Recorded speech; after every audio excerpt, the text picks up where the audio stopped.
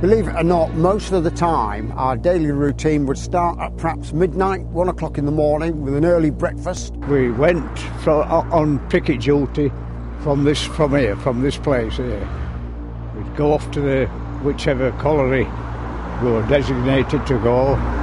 We'd arrive at the mine at about 4 o'clock in the morning, pitch dark, in a place we'd never been before. At first off, there'd just be a few police to be in the wagon. We had to get there before the flying pickets arrived from all over the country. As soon as time for the miners to go to the pit gate, to go to work, then they'd come out.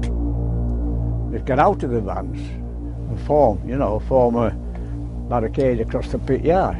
Then there'd be a period of intense activity with stones, bottles, bricks, shoving, pushing.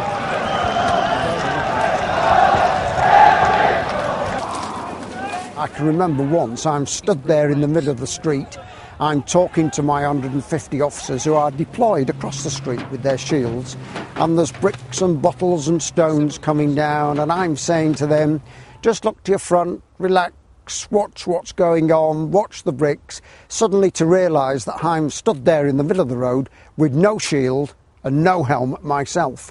Really stupid. I took a few bricks that day. At times it was frightening. Oh, you know what I mean? It was frightening. I was near the front line of the police, and all of a sudden they opened up, and as soon as the horses went through, they were chasing, knocking the miners down and chasing. They were heavy-handed. That was the worst part of the strike. I never saw any of that, though I wouldn't dispute that. I mean, we're dealing with hundreds of thousands of young, fit men. They couldn't wait to have a go at the miners, you know what I mean? And, no, I've got to be honest, I've no respect for them. I've no respect for the police.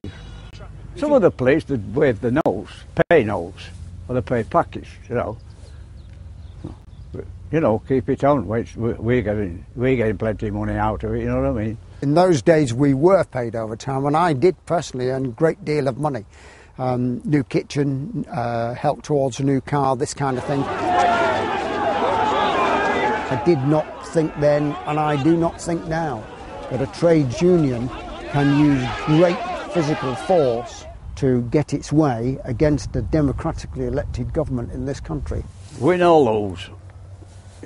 It was our duty to be there, right, to defend for our jobs. I did not fancy a country run by the National Union of Mine Workers.